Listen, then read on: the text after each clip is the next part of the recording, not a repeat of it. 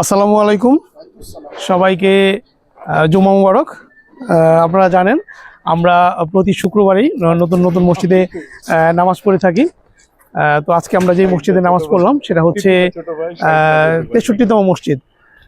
আল্লাহর ঘর আসলে সবই সমান, তারপরেও আমরা নতুন 100 মসজিদে নামাজ পড়ার চ্যালেঞ্জ নিয়েছি। তো দেখতে দেখতে আমরা 63টা মসজিদে নামাজ পড়লাম। আজকে আমরা যে মসজিদে নামাজ পড়েছি সেটা হচ্ছে ডেইরি ফার্ম এলাকায়, এগ্রিকালচার ইউনিভার্সিটির একদম পার্শ্ববর্তী, এবং মসজিদের নাম হচ্ছে বাইতুস সালাম জামে মসজিদ। খুবই সুন্দর একটা মসজিদ, এটা একদম এগ্রিকালচার ইউনিভার্সিটির রেল লাইনের পাশেই, একদম খোলামেলা, খুবই চমৎকার একটা মসজিদ। এই মসজিদে আমরা আজকে জুম্মা নামাজ সম্পন্ন করলাম। হুজুর খুবই গুরুত্বপূর্ণ আজকে বয়ান করেছেন, নামাজ নিয়ে বয়ান করেছেন।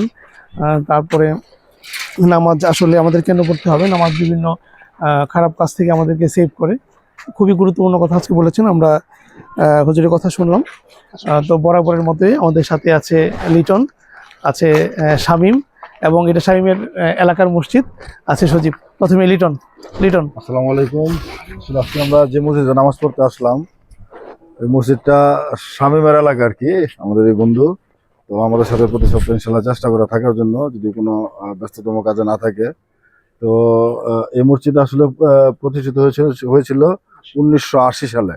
তো আসলে বলতে গেলে অনেক পুরনো মসজিদ, ঠিক আছে। তো আমরা আজকে নামাজ পড়লাম, হুজুরে বয়ান করলাম। আমাদের এডমিন সব তো বললোই, আজকের বয়ানটা হয়েছিল আসলে নামাজ নামাজ নামাজ, নামাজের উপরে কিছু নাই।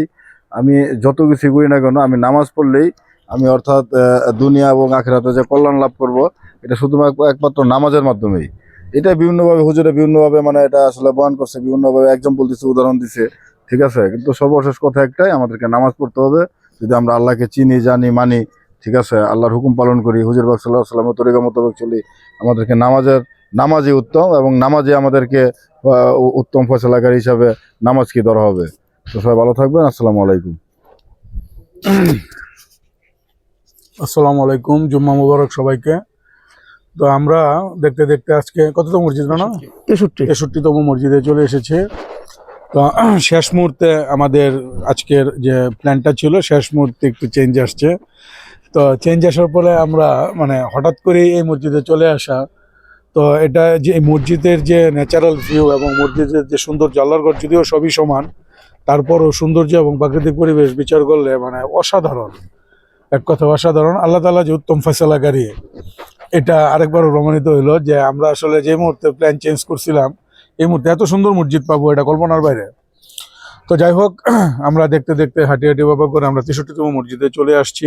আমাদের আমির সাহেব লিটন যে কথাটা বললো যে নামাজ একটা এমন ফয়সালাকারী জিনিস যে এই নামাজের মাধ্যমে আমাদের পাপ থেকে দূরে থাকা সম্ভব, এবং আমাদের বিপদ আপদ ফাড়া কাটে, এবং আল্লাহ আমাদের জন্য উত্তম ফয়সালা নিতে আরও মানে বেশি উৎসাহিত হয়। তো আমার কাছে মনে হয় যে নামাজটা আমাদেরকে সবারই পড়া উচিত। অবসর সময়গুলো আল্লাহর নাম জপে পার করা উচিত।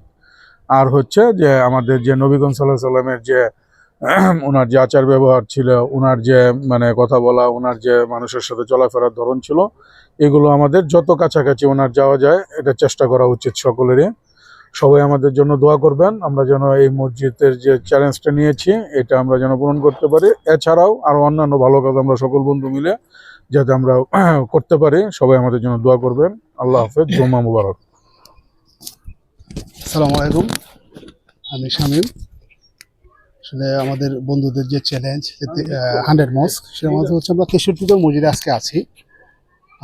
আজকে যে মসজিদে আছি সেটা হচ্ছে আমাদের মানে আমাদের এলাকার, এবং ক্যামেরার পিছনে যে আছে আমাদের ছোটো ভাই টিটু ভাই, হ্যাঁ আমাদের এলাকারই মসজিদ, এবং হচ্ছে খুবই খুবই মানে প্রাণের মসজিদ বলা যায়, নিজে হাতে করা মসজিদ, ঠিক আছে। তো আসলে হুজুর আজকে যে বয়ান করছে আমাদের যে নামাজের ব্যাপারে, ইসলামের যতগুলো স্তম্ভ আছে তার মাঝে নামাজ এটা খুবই গুরুত্বপূর্ণ একটা স্তম্ভ। আসলে নামাজ দিয়ে সব কিছু ফয়সালা করা যায়।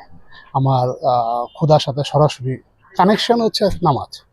সো আমরা সবাই ইনশাআল্লাহ নামাজ পড়ার চেষ্টা করব, এবং হচ্ছে আমাদের আমাদের জন্য এবং হচ্ছে আমাদের এই মসজিদের জন্য সবাই একটু দৃষ্টিপাত করবেন, যাতে আমরা মসজিদ আরও সুন্দর করা যায়।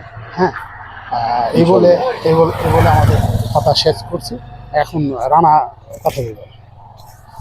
ধন্যবাদ সবাইকে। আমরা আসলে প্রতি শুক্রবারই প্ল্যান করে সজীব যেটা বললো যে প্রতি শুক্রবারে আমাদের র্যান্ডম মসজিদ চোজ হয়। তো আসলেই মানে সজীব যে কথাটা বললো যে এত সুন্দর একটা মসজিদে নামাজ পড়বো, এটা আমরা আসলে চিন্তাও করি নাই। মানে এরকম জায়গায় আসলে এমনি মন ভালো হয়ে যায়। তারপরে আল্লাহর ঘর, এত সুন্দর চমৎকার একটা মসজিদ। এটা ছোটবেলায় আমরা অনেক এদিকে আসা যাওয়া হতো, কিন্তু এখন আসলে আসা হয় না। আল্লাহর রহমতে খুবই চমৎকার এই পরিবেশটা, এবং এই পরিবেশে নামাজ পড়লাম। আল্লাহর কাছে আবারও শুকরিয়া। তো যাই হোক, আল্লাহর ঘর সবই সমান। আমরা হয়তো আগামী শুক্রবার নতুন আরও কোনো মসজিদে নামাজ পড়বো। তো আমাদের জন্য দোয়া করবেন, এবং আমরা যে 100 মসজিদের চ্যালেঞ্জটা নিয়েছি সেটা যেন আল্লাহর রহমত এবং আপনাদের দোয়া শেষ করতে পারি। আর হুজুর আরেকটা কথা বললো যে আমরা তো আসলে হুজুর আল্লাহ পাক হচ্ছে আমাদের মালিক। মালিক যদি আমাদের প্রতি খুশি হয়ে যায়, তাহলে দুনিয়ার যত যারা আছে সব কিছুই কিন্তু আমাদের ফেভারে চলে আসবে। আমরা যেহেতু আশরাফুল মাকলুকাত, এবং আল্লাহ তাআলা আমাদেরকে সৃষ্টির সেরা মাকলুক হিসেবে বানিয়েছেন। সো আল্লাহ যদি আমাদেরকে পছন্দ করেন, দুনিয়ার সব মানুষই আমাদেরকে, সব প্রাণীগুলো আমাদেরকে পছন্দ করবেন। হুজুর কিন্তু এই কথাটা আজকে বলেছেন।